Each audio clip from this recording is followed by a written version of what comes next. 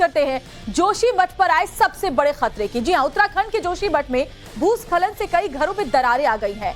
हालात यूं है कि 500 से ज्यादा घरों में दरारें साफ नजर आ रही हैं। कई लोग बेघर हो चुके हैं, लोगों को लगातार शिफ्ट किया जा रहा है। अब तक 38 परिवारों को शेल्टर होम में शिफ्ट किया जा चुका है और इसको लेकर मुख्यमंत्री पुष्कर सिंह धामी आज हाई लेवल मीटिंग भी करने वाले हैं। उन्होंने जोशीमठ की इस स्थिति को आपदा बताया है और ऐसे में जो तमाम कंस्ट्रक्शंस के काम चल रहे थे उन्हें भी फिलहाल रोक दिया गया है।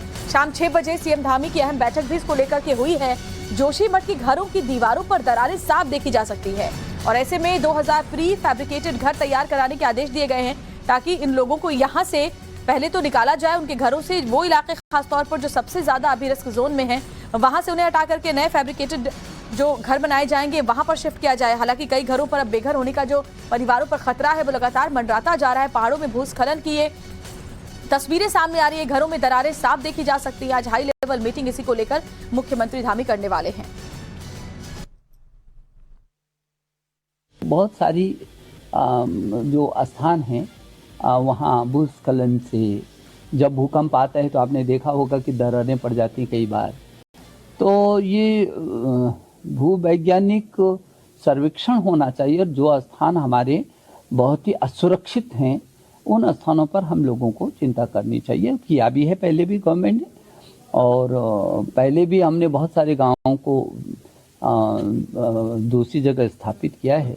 लेकिन जोशीमठ का ये जो भूमि धसाव का है और बहुत खाई पड़ रही है, बढ़ रही है, तो उसमें गवर्नमेंट ने संज्ञान लिया है और जहाँ जहाँ ऐसे प्रभावित हैं उनको शायद वहाँ से दूसरी जगह स्थापित करने का, हटाने का, शिफ्ट करने के बड़ी पैमाने पर काम हो रहा है। उसमें सभी लोगों के साथ इस पर एक गहन समीक्षा की रखी हुई है और हम पूरी तरह से जो वहाँ पर मैं कहूँगा कि दैवीय आपदा जैसी स्थिति है उस स्थिति पर कैसे लोगों को ठीक प्रकार से रख पाएँ, कैसे उनका ठीक प्रकार से विस्थापन कर पाएँ, कैसे लोगों को सहायता दे पाएँ, कैसे हम शहर को बचा पाएँ, उसको लेकर हम बैठक करने वाले हैं, उसके अनुरूप आगे बढ़ने वाले हैं।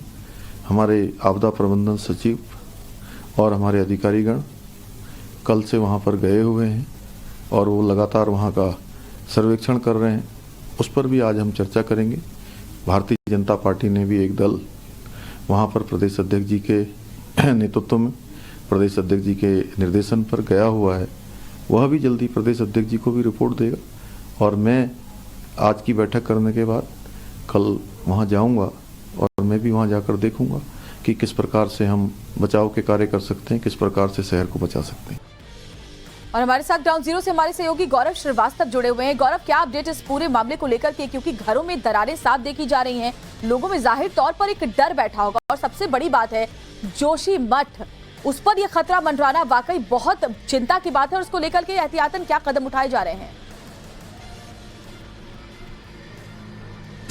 बिल्कुल, देखिए उत्तराखंड का ये दुर्भाग्य रहा कि इससे पहले टिहरी नाम का एक शहर जो है वो पूरी तरह से डूब गया था और अब जोशीमठ पर वही खतरा मंडराते हुए नजर आ रहा है। उपायों की बात करें तो जितने निर्माण कार्य हैं वो फिलहाल बंद कर दिए गए हैं, जिसमें सबसे महत्वपूर्ण बीआरओ द्वारा बनाया जा रहा हेलंग बाईपास, इसके अलावा जो विद्युत परियोजनाएं चल रही हैं, चाहे वो तपोवन की हो या इसके अलावा दूसरी जो परियोजनाएं हैं, उनको फिलहाल बंद कर दिया गया है। तमाम नगर निगम के निर्माण कार्य जो हैं नगर पालिका के, उनको बंद कर दिया गया है।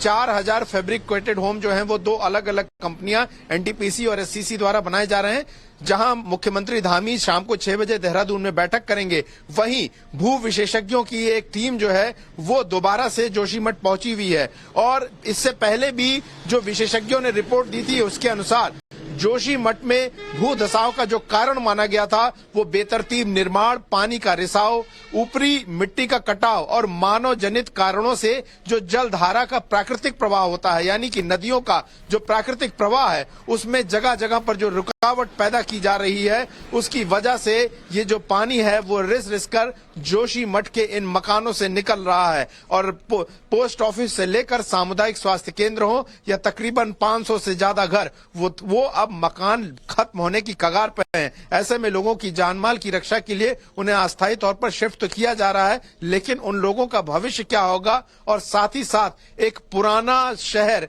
जो कि आदि गुरु शंकराचार्य से जुड़ा हुआ है जोशीमठ, उसका भविष्य क्या होगा? क्या वो पूरी तरह से खत्म हो जाएगा? क्या टिहरी जैसा ही हाल जोशीमठ का होने वाला है? ये सवाल लोगों के मन में है। हालांकि लगातार जिस तरह का निर्माण कार्य जो है वो उत्तराखंड में देखने को मिल रहा है, जगह जगह कंक्रीट की सड़कें और जगह जगह पानी को रोककर बिजली बनाने की जो प्रक्रिया है, इसको लेकर तमाम कई बार पर्यावरणविद सवाल भी खड़े कर चुके हैं। तो क्या इसका खामियाजा भुगतना पड़ रहा है जोशीमठ को? हालांकि सरकार अपनी तरफ से राहत एवं बचाव के कार्य जरूर कर रही है, लेकिन जोशीमठ के लोगों को, खास करके उनके भविष्य पर खतरा मंडराने लगा है। आज लगातार जो है जोशीमठ के जो स्थानीय लोग हैं वो प्रदर्शन कर रहे हैं। आज फिर से वो प्रदर्शन करेंगे।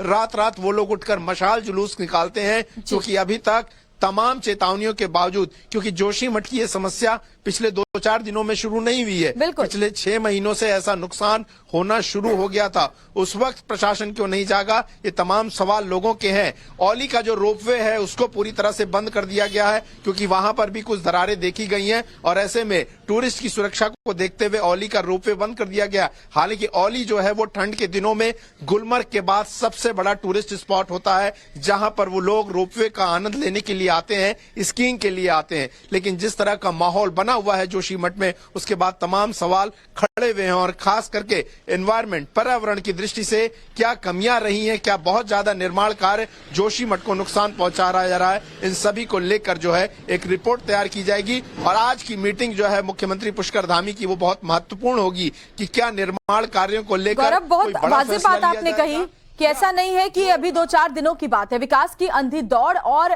बेतरतीब कंस्ट्रक्शन इन पहाड़ी इलाकों में खासतौर पर भारी पड़ी। हमने पहले भी देखा है इस तरह के जो मामले वो सामने आए हैं।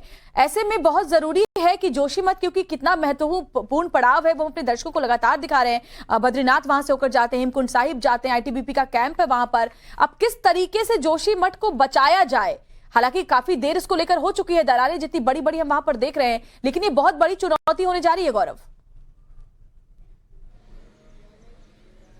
बिल्कुल, देखिए चुनौती दी जा रही है। जैसा कि अगर हम बात करें, बद्रीनाथ तो है ही है, हेमकुंड साहिब है, इसके अलावा नीति और माना का जो इलाका है, जो दोनों ही आखिरी गांव हैं चाइना के बॉर्डर पर, वहां पर आर्मी का डिप्लॉयमेंट हो, चाहे जो पूरा ट्रूप्स का मूवमेंट है वो जोशीमठ के जरिए ही होता है। यही नहीं, जोशीमठ में आर्मी और बीआरओ के बड़े बड़े एस्टेब्लिशमेंट्स हैं, वहां पर उनके कैंटोनमेंट एरिया हैं, उनके ऑफिसेज हैं। और दूसरा, पौराणिक रूप से आदि गुरु शंकराचार्य से सीधा सीधा जोशीमठ जुड़ा हुआ है। तो एक ऐसा शहर जिसका पौराणिक महत्व है, सामरिक महत्व है और प्रशासनिक रूप से भी महत्व है, क्योंकि बद्रीनाथ और उसके आसपास के इलाकों में रहने वाले लोग जब आज के वक्त में बहुत ज्यादा बर्फबारी होती है तो वो शरण लेने के लिए जोशीमठ और निचले इलाकों में पहुंच जाते हैं, क्योंकि वहां पर सड़कें चलती रहती हैं और वहां पर जनजीवन आसान होता है बर्फबारी के दिनों में। ऐसे में एक शहर का नुकसान पहुंचना उत्तराखंड और खास करके चमोली के इस हिस्से के लिए एक बड़ा आर्थिक नुकसान लोगों के लिए है।